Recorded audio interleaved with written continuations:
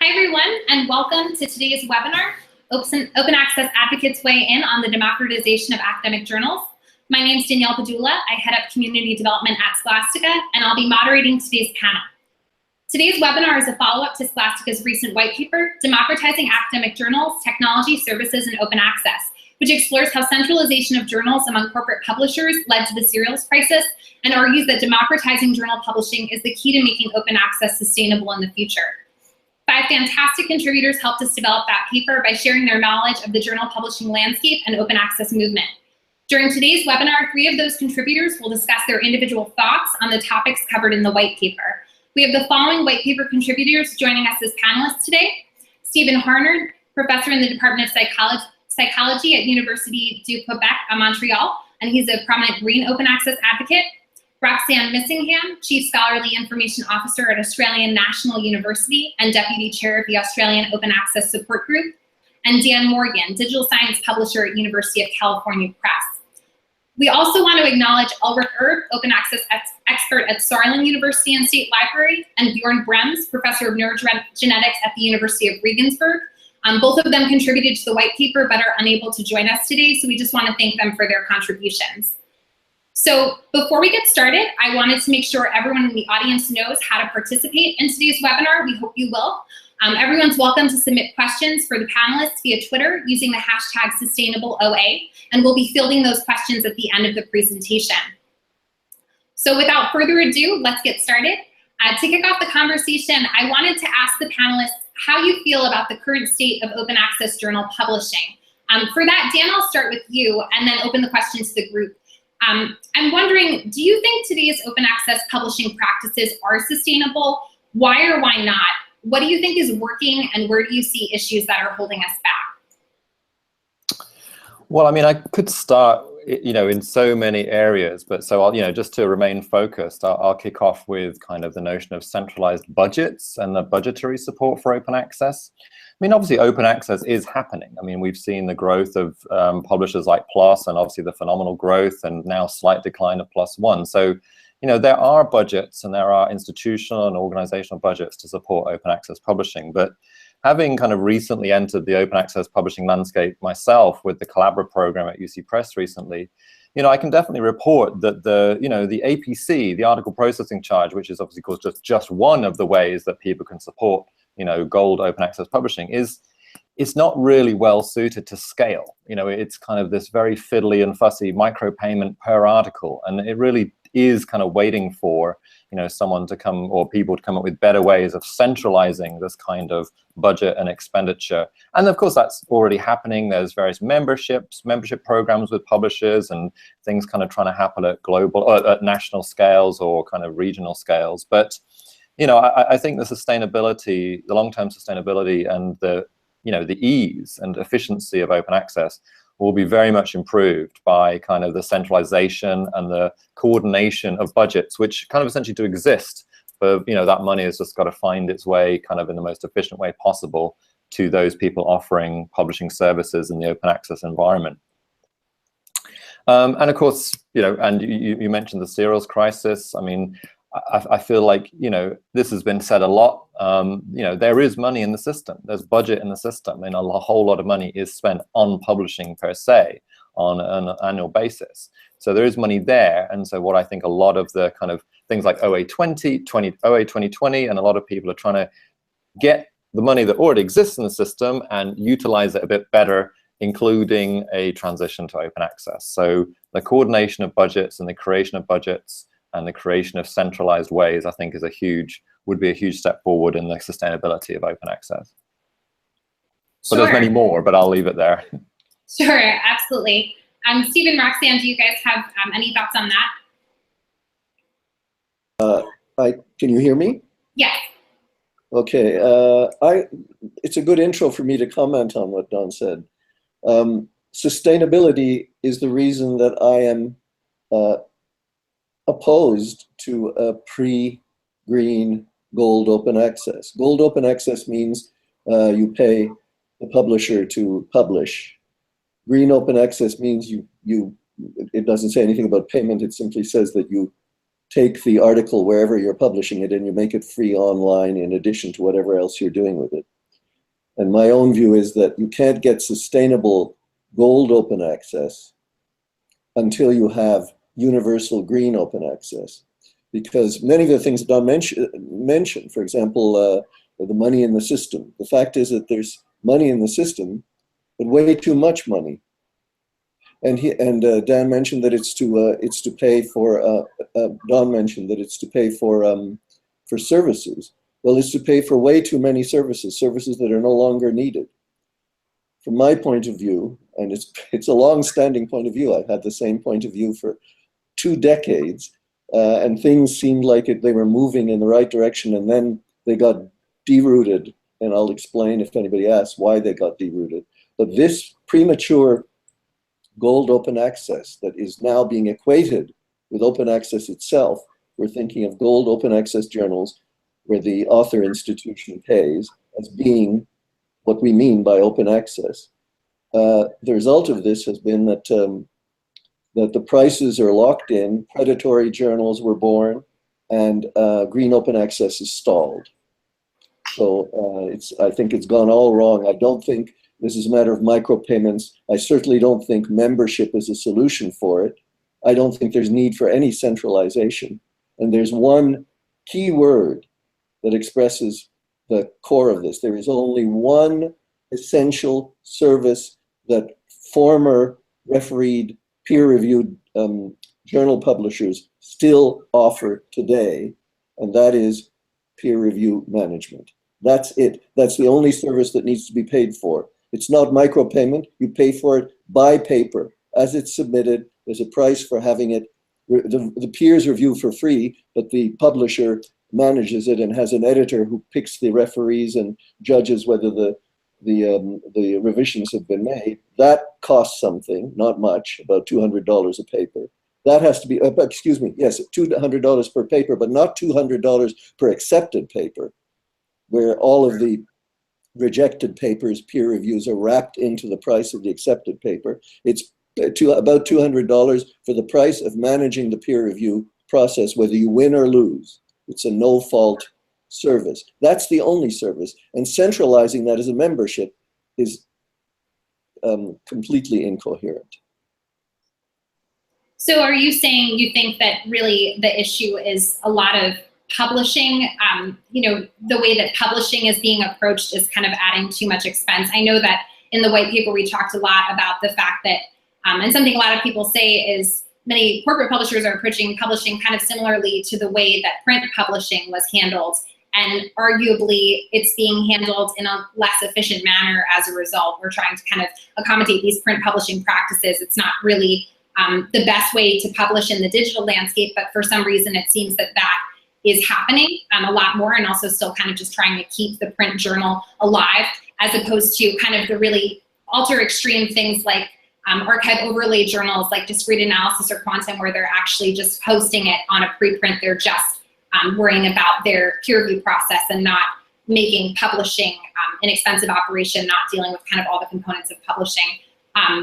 That's more or less it, but you can't go into that straight away either. That is the way things will work once green open access has forced out all of the obsolete products and services and forced it to go online and free. Now, offering a service that's already what it'll be after green open access has prevailed, namely just a peer review service and a hosting, it won't capture the market. I mean, it's why should people do that? The status quo is that the top journals, even the middle journals, are there. Their heels are locked in there. They've got embargoes on open access, on green open access, and authors need to publish in those journals. They don't want to go to, you have no idea what you're getting, especially now with the new generation of predatory journals, where open access journals are even getting a bad reputation. They shouldn't be. But they're getting it because there are journalists coming in who are not doing any kind of peer review at all, charging for it, giving you a quick publication, and then nothing. So it's all premature, even though it's been 20 years. What needs to be promoted, in my view, and promoted with complete vigor, is green open access. Once you have 100% green open access, The journals can be canceled because it's all up there for free, and they'll be forced to downsize to the solution that Scholastica is going to prematurely now. Yeah, that's an interesting approach. Certainly green open access is, the cheapest solution to start with, for sure. And it's interesting too, I know you're getting at kind of the idea of journal brands as well. We recently did an interview with Stuart Taylor, Director of Journals at the Royal Society, and he really hit on all of those points. Really interesting interview, just talking about kind of this loop of this vicious cycle we get into with current journal impact metrics. Roxanne, I want to turn to you. I'm wondering what your thoughts are on this.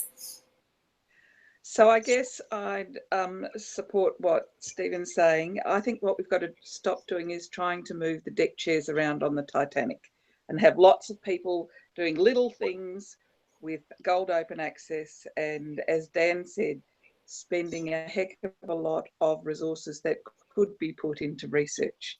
We're really committed in my institution to green open access, and that means exploring tools. And I think one of the things we need to bear in mind as well is we are where we are because of financially and on copyright sense, because of printers, not of publishing, in Britain in the 17th century that reconstructed for revenue purposes rather than for communication purposes. And I think we need to apply a scholarly communication lens and absolutely go green, but do it in different ways, not just paying our traditional publishers, but by actually being willing to experiment with researchers and come up with new models, including new models of university support. I mean, University of California has been a leader in that space, as have we. And I think we need to continue to be very experimental in getting scholarly resources to a wide community without putting a paywall intervention in, even a paywall intervention of gold. Sure, absolutely. And kind of related to what you're saying, getting into action steps, we talk a lot about the issues threatening research access in the white paper, and many people are weighing in on that topic via other outlets as well. Today, I wanted to devote some time to discussing different solutions to make open access sustainable. And Stephen, turning it back to you, I know you believe that universal green open access is that solution. Do you have thoughts on what needs to be done to make that approach, realized? Why is it that we don't have everybody archiving their papers and making sure that either pre or post publication that their paper is going to their repository? Do you think that it's an education piece that people need to understand how to do it? Is it the embargo blockers? What are your thoughts on kind of how to get that part of open access moving? And certainly that's something that can really work alongside other models being tested, because as we say, green open access costs nothing. So how can we kind of push that forward? Well, that's the Zen koan of the decade. Why isn't it happening? In fact, it's the Zen koan of 2 decades. The answer, I think, if I knew exactly what it was and what to do about it, I'd do it. But I think the answer is author timidity and publisher sort of territoriality. Authors' main concern is getting published in the top journal in their field, and not putting anything connected with that in jeopardy. Well, publishers have been playing loosely with the idea of open access. They've been saying we're not opposed to open access, but in order to keep ourselves in business during the transition period, we're going to embargo green open access for a year. Well, let me tell you, which has effectively made a 1-year delay the baseline for everything. As long as there's a 1-year delay, green open access can't prevail, and for exactly the reasons that publishers are embargoing. Because while you have that 1-year delay, you can't cancel the journals. And until you cancel the journals, you can't force the publishers to downsize to the post-green essentials. They're going to still keep on doing stuff and charging for stuff that we don't need. That's the obstacle. Timidity and territory. Well, I just needed a T word, but it's basically trying to protect the revenue sources. As Don said, there's a lot of money exchanging hands in the system. It's mostly to pay for subscriptions. And as long as your career is locked in the publication in a high high quality journal, and that's a subscription journal with an embargo, you're afraid to make it green open access. Let me tell you quickly, I'm not afraid, and physicists are not afraid. And in fact, a good 40% of the scholarly and scientific community is simply ignoring the embargoes, as they should have done all along. They simply take their final referee draft and they put it in their repository. But 60% aren't. Sure. Yeah, no, that is definitely a big challenge. And do you think that, Roxanne, I'm wondering what your thoughts are. Do you think that researchers have, don't understand that they are able to put out their work into repositories? Is there a way to deal with these embargoes, from a library standpoint? I know that Stuart had mentioned in England there was a motion that had happened to make it where universities could set it up where they would have a contract that any of their work would be able to be put into a repository, and then from there it would kind of protect their researchers. I'm not remembering the name of that right now, but I'm wondering if that, what your thoughts are on that. So I think we've reached a situation where it's become extraordinarily complex, and I've got to say, having looked at some of the contracts authors sign, and even I sign as an author, they can be completely incomprehensible.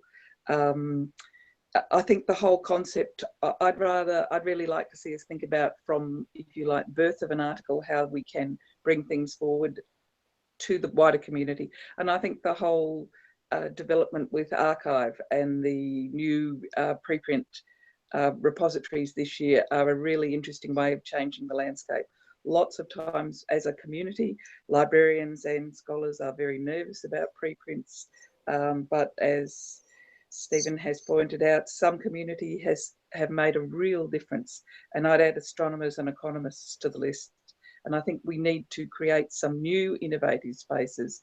And sometimes I wonder whether the whole bureaucratic infrastructure around repositories needs to be thought through in a different way, so that we're not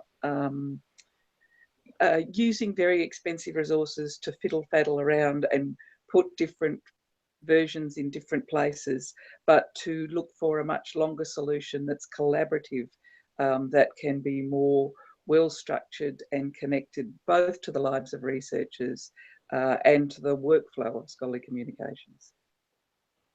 Sure, absolutely. Yeah, no, experimenting with different types of repositories is an interesting approach for sure.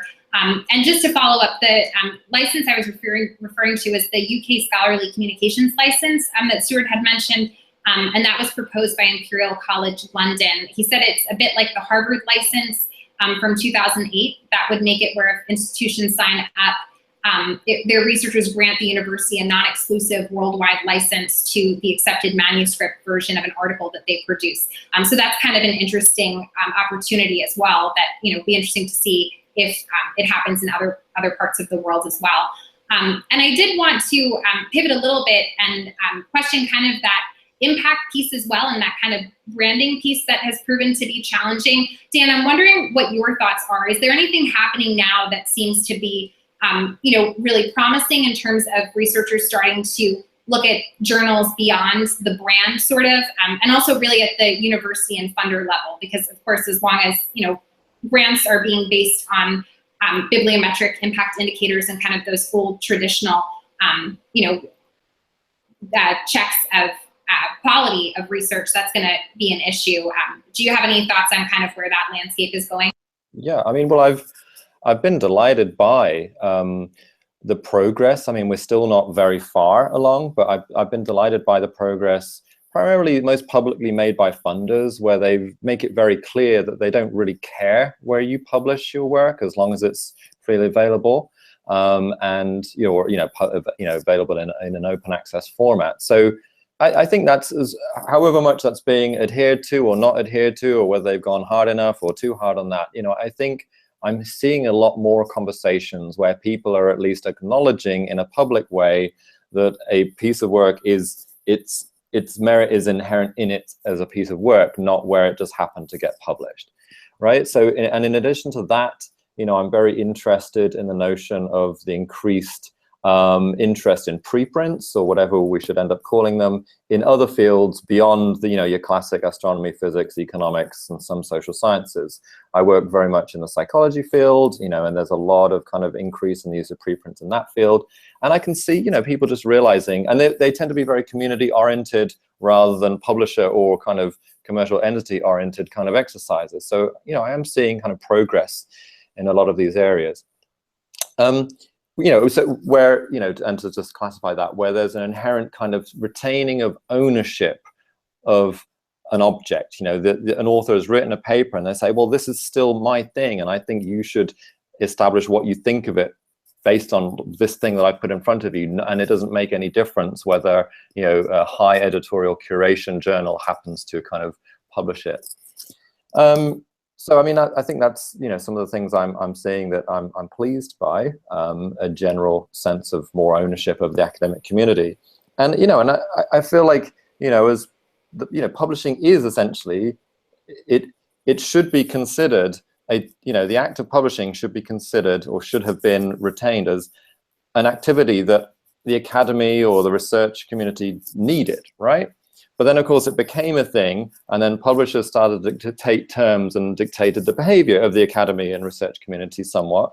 And so I'm just now speaking the grander way of putting it, I'm kind of enjoying seeing the research community and the academy starting to kind of dictate terms forward a little bit more. Again, I don't feel like it's happening quickly enough for my liking.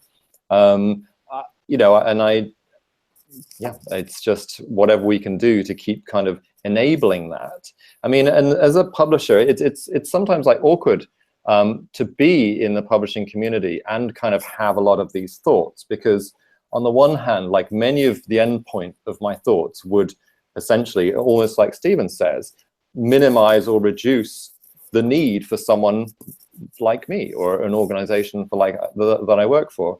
But I, as an individual, I mean, I can't speak on behalf of any group of publishers or even the own publisher that I work for. I'm very comfortable with that, because I feel like publishers or people that are interested in publishing do work at the, should think of themselves as offering services to the people that need it. And I feel like, yeah, in Stephen's end game, and I feel like Stephen and I want the same things, but we just happen to believe in different routes. I feel like we will get to that point, and I'm comfortable getting to that point even as a publisher, where publishers put the needs of the academy first and publishers second, and exist, genuinely and literally as a mission to, serve the academy and serve the research community. Absolutely. And the idea of publishing coming back within the academy, the way that at UCP you guys are doing that with Collabora right now. I know in the paper, you and Bjorn both expressed the benefits of being able to replace that corporate publisher relationship, which used to be so sort of necessary in the print time. Everybody didn't have access to the ability to print journals. It was kind of an onerous thing to do. But now with everything digital, there is the idea of using different tools and different services to be able to in-house that publishing operation within the actual nonprofit academic publisher. And I know that you've been able to do that. I was wondering what your thoughts are on that experience. And I know Bjorn has really stressed too just the importance of retaining copyright within the academy and not having, corporate contracts where copyright is lost, because that, just sort of starts this whole issue of not having a lot of leverage in terms of pricing on the academic side. Right. Well, I mean, and I could almost continue a point that Stephen was making as well. I guess I wouldn't put it in the same way as you do, Stephen, in the sense that there's this absolute reductionist approach to services. I think you just have to stop presuming services, but authors, I mean, I would never want to tell an author, oh, you don't need that service, right? And I when I speak to authors, I feel like, some authors literally think publishers still do things that they haven't done for like 10 years, 10 years or more, outside of the softer social sciences and the humanities, the notion of kind of, or top tier medical and science journals, the glamour journals, the notion of kind of like manuscript development or true copy editing, for example, has been absence from science and social science publishing for 10 years. I mean, with most publishers. And, you know, and again, that was probably because it was regarded as, well, authors aren't necessarily asking for that very strongly. But I know that there are some authors, and this is not just some sort of, oh, I spoke to one person and they said this very strongly, so I'm going to increase it to more people. But it's, you know, I'm speaking to communities of authors in various fields that are just like, we wish publishers would do more. Not what you're actually doing right now, but kind of other things like helping me with my figures or helping me with my manuscript presentation, things like that. It's more common in book publishing for sure, you know, the notion of instructional design. So, you know, and I'm not saying that just to try and think of new revenue streams for publishers or anything like that, but this is going back to a point I made in the white paper, I see kind of reductions in costs and more efficiency in things like typesetting or even reducing the need for traditional typesetting as not just ways to minimize expenditure on publishing, but opening up other potential things that you can do if authors want. So that's the thing, not imposing anything that authors don't want, but not just thinking in the terms of reducing, increasing the efficiency by reducing the cost, but being able to offer more things that perhaps were always appreciated by some people, and maybe those some people would still want them. Sure, absolutely. I know one thing that comes to mind is the idea of tracking analytics of papers, being able to look at, you know, kind of metrics beyond citations, which I know is becoming important to a lot of authors. Roxanne, I'm wondering what your thoughts are on this. So I guess I should say, I think publishers do provide many important services, and I do see some great innovation happening, particularly in the digital space. And we need to support much more creative outputs. I mean, at ANU, I'm also responsible for the press, and we are primarily social science and humanities. And I see huge potential in areas like linguistics, in areas like music and the arts to do really new forms of publication, and also to increase community engagement as a part of that publication. But I think we really need to think of quite alternative funding models that are co-produced or research grant and actually research focused around scholarly communication, and sort of break that traditional model with a whole variety of experimentation. Can I follow up to that? I definitely agree, and I feel like it's interesting how a lot of people want there to be more innovative digital presentation of things, and people say, oh, I wish we could do that. And the answer to so many of these requests is that you actually already can, just authors aren't doing that. You know, like, actually it's a weird moment in a lot of scientific publishing, you know, the ability to have, like, even, you know, I'm talking about basic things that are regarded as basic innovation now, like video and articles and stuff. That was possible long before it became commonplace, because, you know, the possibility of publishing video came before most people knew how to shoot a video on their phone and, you know, and could use basic editing software on their computers. So I do think that, yeah, I'm very interested in getting to a space where authors think more creatively about what they can present as their work. And I think an interim period, they will need help with that, because a lot of these things are possible. And you see these amazing standalone digital humanities projects, which a group of authors manages to get their head around and do this amazing work, but it just doesn't iterate. It's not taking place in, you know, consistently and continuously. And so it was so I wanted to jump on that point, because I think it's a good illustration of what I meant by being able to offer more services, not just to be able to control more. I think the role of publishers is to facilitate, not control. But I think in the facilitation of innovative and creative presentation of work is a role that publishers could do more of. And I think they will be able to do more of if they can spend less time, money, and effort, you know, sending things to get typeset in super traditional ways that you could automate or even not need to do at this point.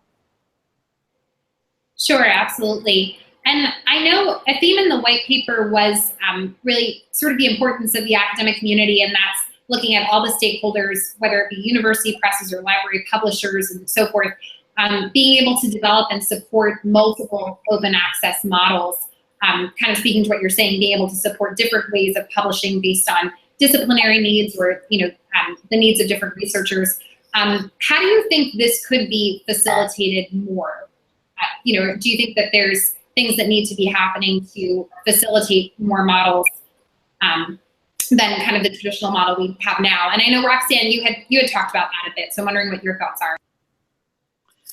So I think probably there's a couple of different approaches to this.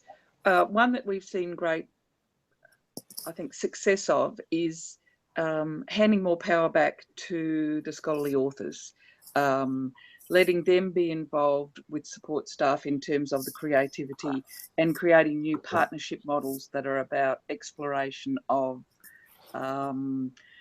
content management, of content creativity, but also about different funding options.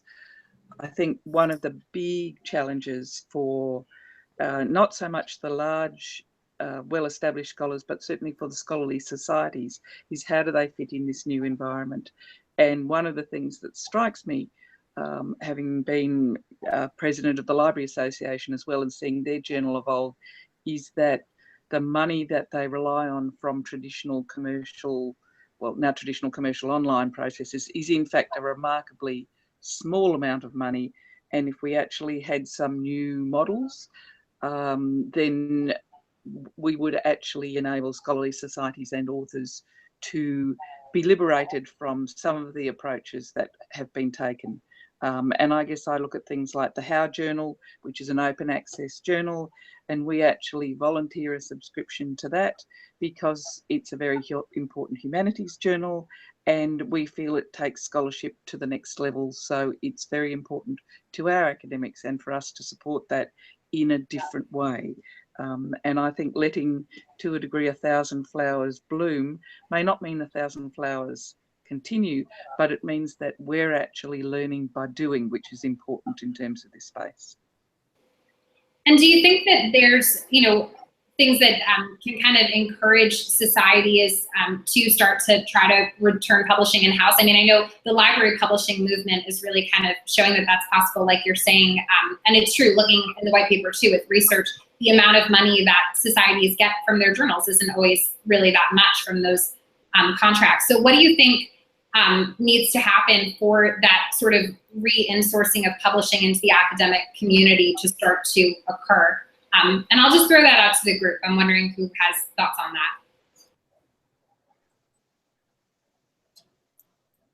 that.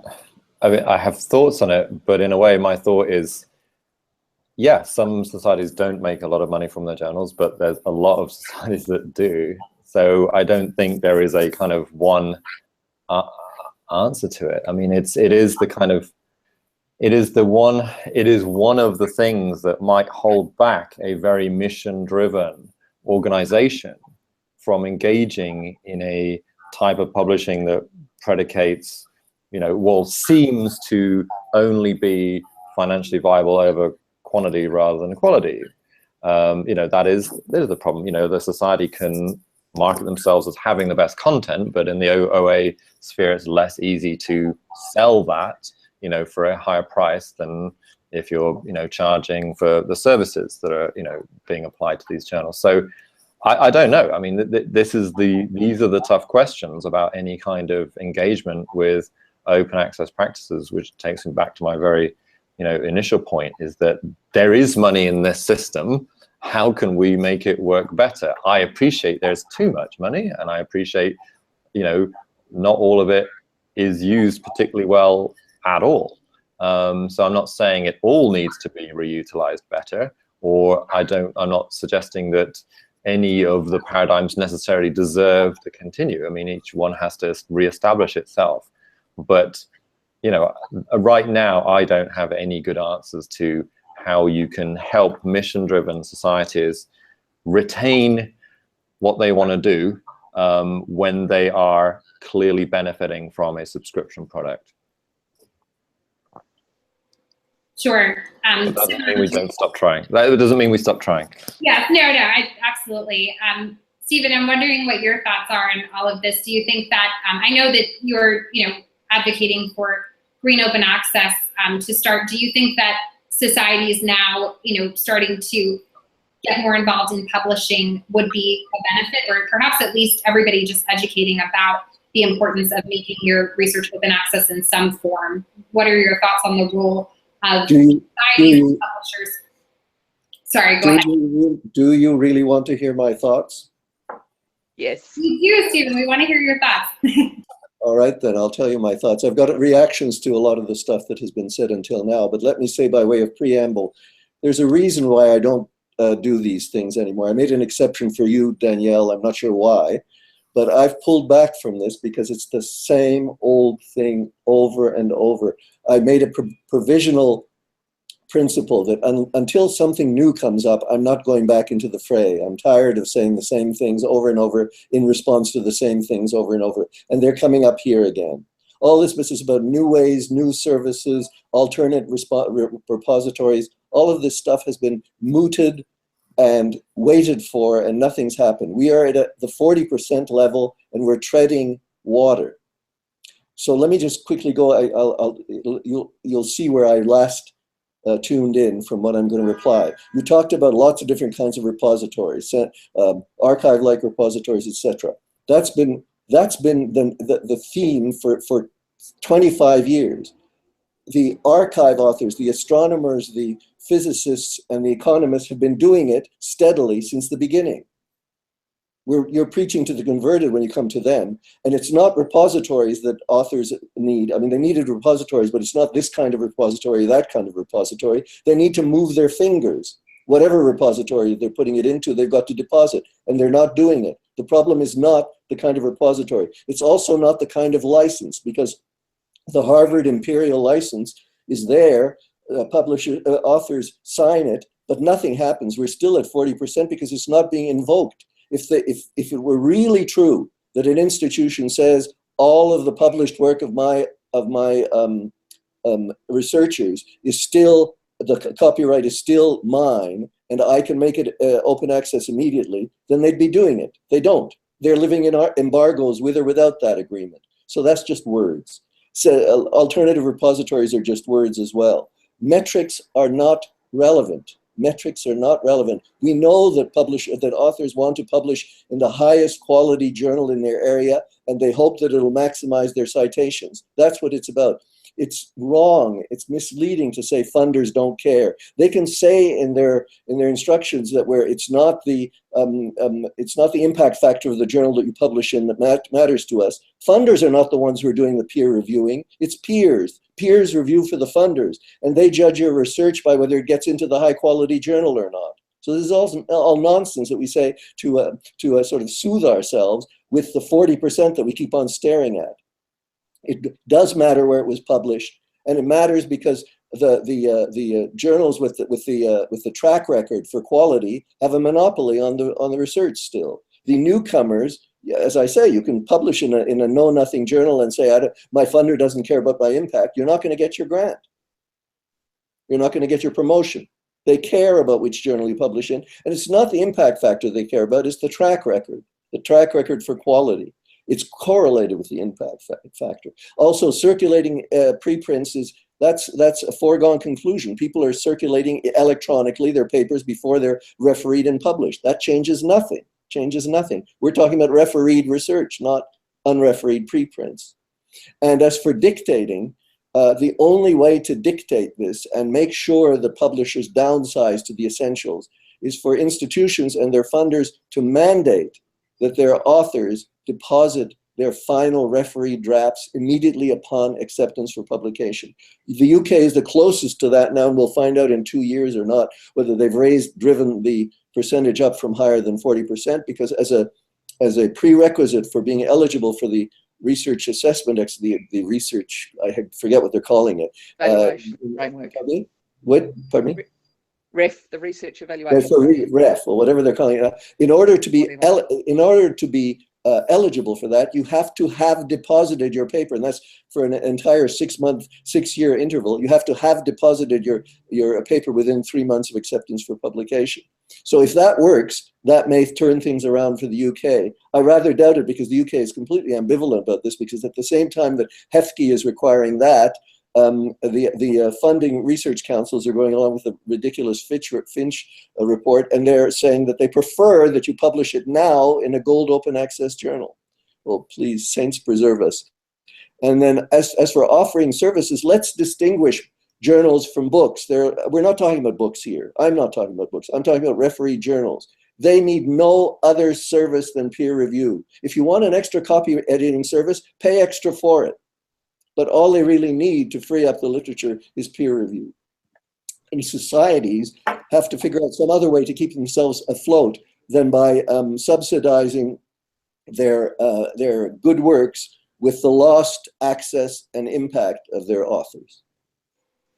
Sure, yeah, no, the idea of societies having to consider different business models is interesting, because as long as there's sort of this relationship where societies are depending on these brand journals, as you're saying, that is highly problematic.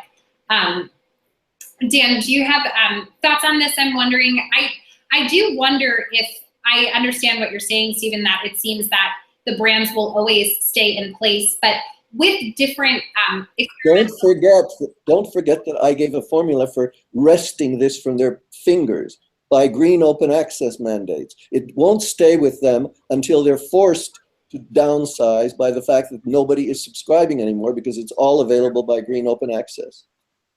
Sure, absolutely. And do you think, I'm wondering then, in that sort of green open access landscape, you know, getting there, hopefully it is, as you're saying, the challenge of getting people to do it. But do you see that brands start to then go away a little bit, or not matter as much if everything? No, not at all. Brands, I hate this word branding over here. The quality, let's talk about quality. The quality of the journal depends on the quality of its authorship. And the established journals have a grip on the quality authors. If the quality authors migrate to other journals, that's fine, but that's what everybody's been waiting for the last 20 years, that other better journals, somehow better in some other way than by the quality, or at least track record for quality standards, are going to attract the authors. It hasn't happened. It's not happening. Green open access is not happening, and a migration of the high quality authors from the high quality journals to new journals is not happening. Yeah, no, it's true. It's challenging to see. We need movement, more movement in some direction for sure, and that is the challenge right now.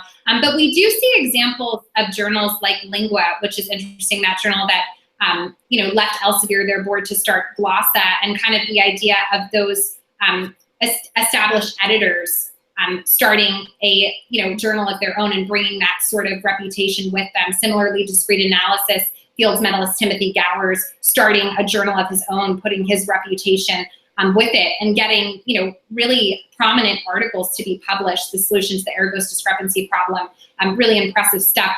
I'm wondering, Dan or Roxanne, what are your thoughts on that of those more established researchers starting to put their reputation behind quality open access journals that are not run by publishers? And certainly Collabora is really an example of a journal that has established people behind it and is going to kind of use the reputation of the press and of the editors to hopefully encourage authors to want to go to that publication.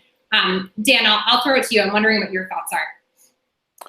Well, reputation is leveraged in one way or another, like with any kind of journal aiming to be more than just a predatory journal, right?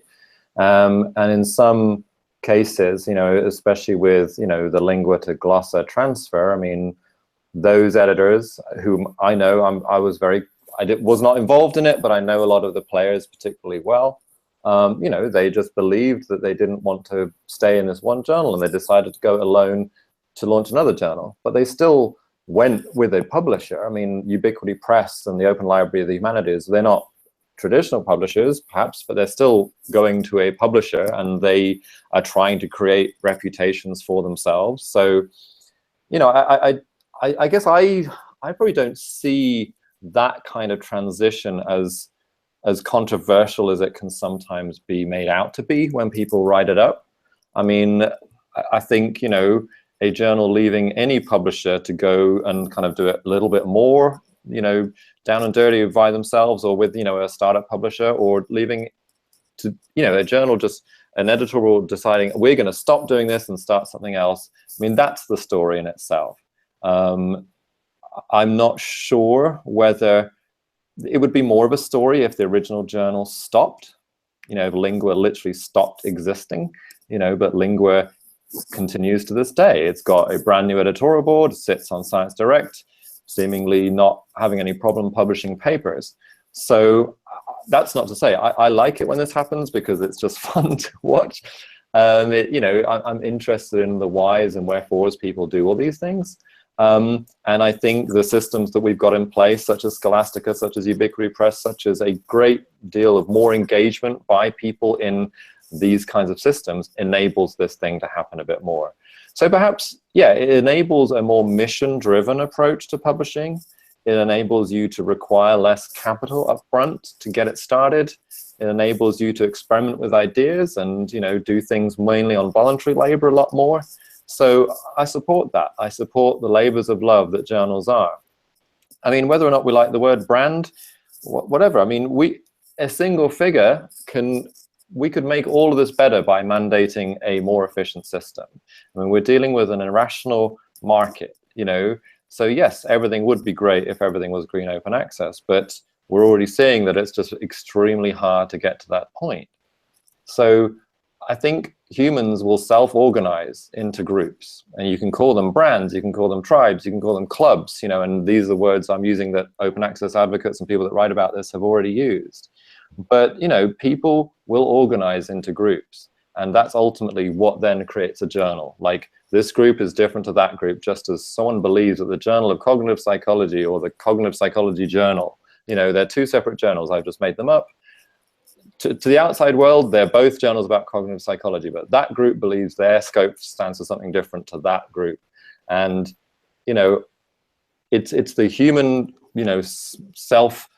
self-regard that makes these brands occur. And yes, some of them get higher statuses and some of them get lower statuses. But I've learned the hard way that I can't predict nor control any of this stuff. So I just have to facilitate that which the research community and academics want to do. And I can try and do it in the most kind of mission-driven and efficient way possible.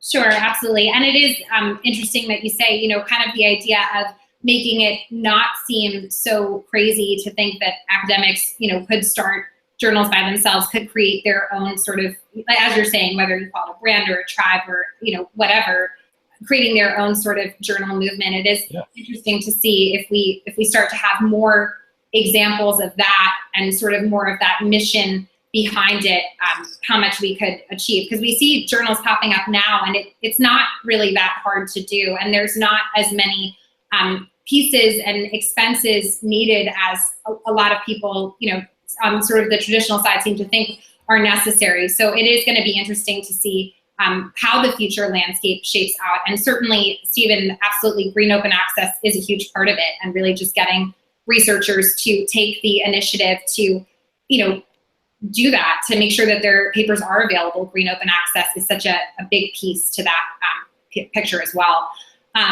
So we are about at time here, actually. So I'm gonna just check and see if we have any questions on Twitter. I think we've been a little quiet over here, but I will say to viewers, because we are also going to be making this available as recording, if you do have a question after the fact of the webinar or thoughts to share, please do feel free to use that hashtag #SustainableOA to get some ideas out there. But we do see one Twitter viewer here, Chris Mines, she's saying it's true that there's way too much money going into journals and unnecessary sort of publishing practices. So it's interesting, I think there's a lot of people who echo that sentiment as well.